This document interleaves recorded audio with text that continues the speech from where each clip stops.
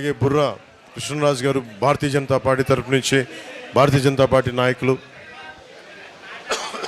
తంగెళ్ళ ఉదయ్ శ్రీనివాస్ గారికి జనసేన పార్టీ తరపు నుంచి, అలాగే ఇక్కడ ఈ హాల్లో సమావేశమైన తెలుగుదేశం పెద్దలందరికీ, నాయకులందరికీ, భారతీయ జనతా పార్టీ నాయకులందరికీ, జనసేన పార్టీ నాయకులందరికీ, వీర మహిళలకి, ప్రతి ఒక్కరికి పేరు పేరున నా హృదయపూర్వక నమస్కారాలు. మనస్ఫూర్తిగా మీ అందరికీ ఆహ్వానం పలుకుతా ఉన్నాను. కొంచెం వెనకలు కూర్చుండి సార్, వెనకాల కనిపించకుండా ఉంటాను. నేను చాలా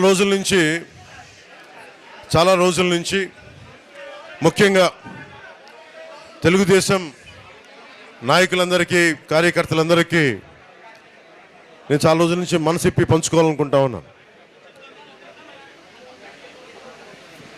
ఇది చాలా రోజుల నుంచి ఎప్పుడన్నా సరే ఇలాంటి సమయం సందర్భం వచ్చినప్పుడు నేను ఎందుకు మన తెలుగుదేశం పార్టీకి నిలబడ్డాను, దేనికని చెప్పడానికి మనసిప్పి చెప్పుకోవాలి మీ అందరికీ అని అనుకున్నాను.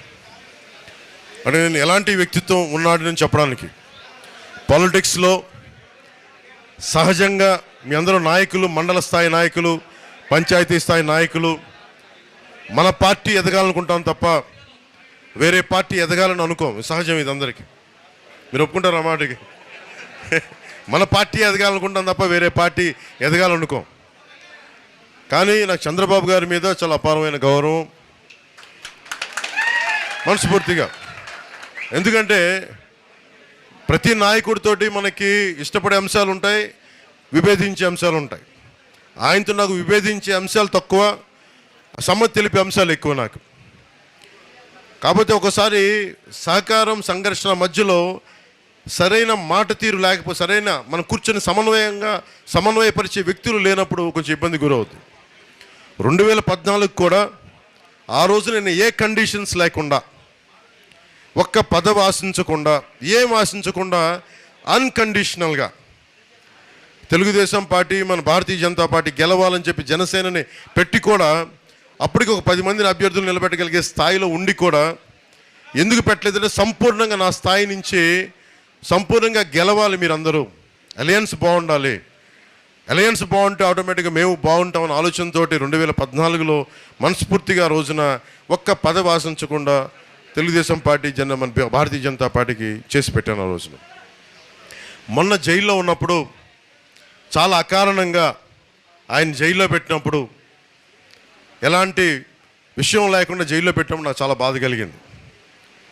ఆయన వెళ్తా ఉంటే చాలామంది రోడ్డు మీద అన్న ఆయన్ని బంధించేశారన్న, ఆయన కూర్చోబెట్టి జైలు నుంచి బయటికి తీసుకురండి అన్న అని చెప్పి ప్రతి ఒక్క తెలుగుదేశం తమ్ముడు నా దగ్గరికి వచ్చి దారి పొడుగుతో మాట్లాడుతుంటే నేను చాలా కదిలించేసింది. ఇది నేనేం కోరుకుంటానంటే, మనందరి మధ్య మనం విభిన్నమైన పార్టీలకు చెందిన వ్యక్తులం కావచ్చు, కానీ మనందరం కలిసి భారతదేశానికో, ఆంధ్రప్రదేశ్, మనం ఉంటున్న ఆంధ్రప్రదేశ్కో మనం పని చేసుకోవడానికి వచ్చాం. మనందరికీ ఏకాభిప్రాయం లేకపోవచ్చు అన్ని విషయాల మీద, కానీ ఎక్కువ శాతం ఏకాభిప్రాయం ఉండేలాగానే మనం ప్రయత్నాలు జరుగుతూ ఉంటాయి. ఈ పొత్తు కూడా అలాంటిదే. అన్నీ మనం ఏకీభవించాల్సిన అవసరం లేదు, అన్నీ మనం కూర్చొని యాక్సెప్ట్ చేయాల్సిన అవసరం లేదు, కానీ ఎక్కువ శాతం 70-80% అందరం ఏకీభవించే పరిస్థితులే ఉంటాయి. నాకు ఎదుగుదల ఉండి కూడా ఎందుకు నన్ను నేను కుదించుకొని 25 స్థానాలకు ఎందుకు కుదించుకున్నానంటే, మీ దగ్గర బలమైన స్ట్రక్చర్ ఉంది తెలుగుదేశం పార్టీకి. మా దగ్గర యువత బలం ఉంది, మా దగ్గర కొట్లాడే బలం ఉంది, మా దగ్గర కొట్లాడే శక్తి ఉంది. నేను మా యువత అందరికీ చెప్తుంటాను, మా మహిళా నాయకులు వాళ్ళందరికీ చెప్తుంటాం, మా నాయకులందరికీ చెప్తుంటున్నాం, భారతీయ జనతా పార్టీని చూసి కానీ, తెలుగుదేశం పార్టీని చూసి కానీ మనం నేర్చుకోవాల్సింది, ఇంతమంది జనసందోహాన్ని ఒక స్ట్రక్చర్లో ఎలా పెట్టాలి అనేది మీ రెండు పార్టీలను చూసి నేర్చుకోవాలి. తెలుగుదేశం పార్టీని చూసి పదే నేను చెప్తూ ఉంటాను.